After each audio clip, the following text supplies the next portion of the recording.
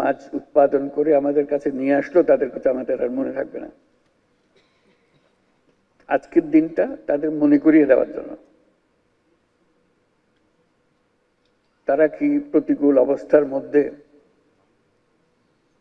আমাদের জন্য বাছাই করা মাছগুলো টাটকা অবস্থায় পরিবেশন করার জন্য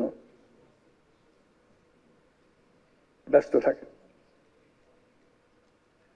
একজনের কাহিনী তো শুনলাম তার নিজের মুখে পদক নেওয়ার আগে, মাছ বিক্রি করতে এসে গুলির সামনে পড়ে গেল।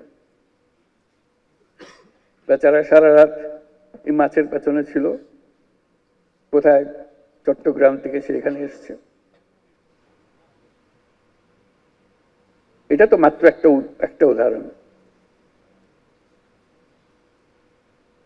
মাছ আমাদের জন্য প্রকৃতির একটা উপহার।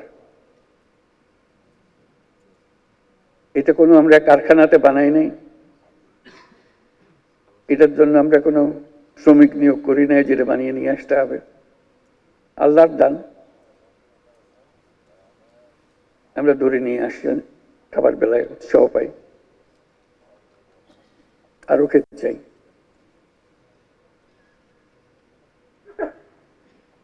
যেটা ফরিদা খুব সুন্দরভাবে বলল এই প্রকৃতির অবদানের কথা,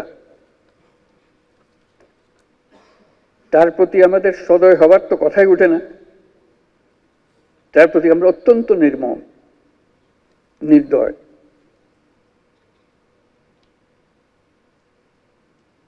সে আমাদেরকে অন্য সব কথা বাদ দিল, শুধু একটা খাবারের কথা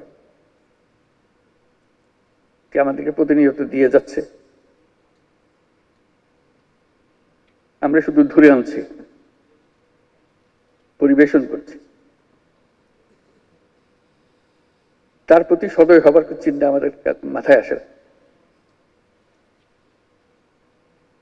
আমরা মাছের কথা বলি, আজকে মৎস্য সপ্তাহ উদযাপন করব, অবশ্যই উদযাপন করব। এত বড় একটা আনন্দের দিন, যারা এর পেছনে আছে তাদের প্রতি আমরা কৃতজ্ঞতা প্রকাশ করি।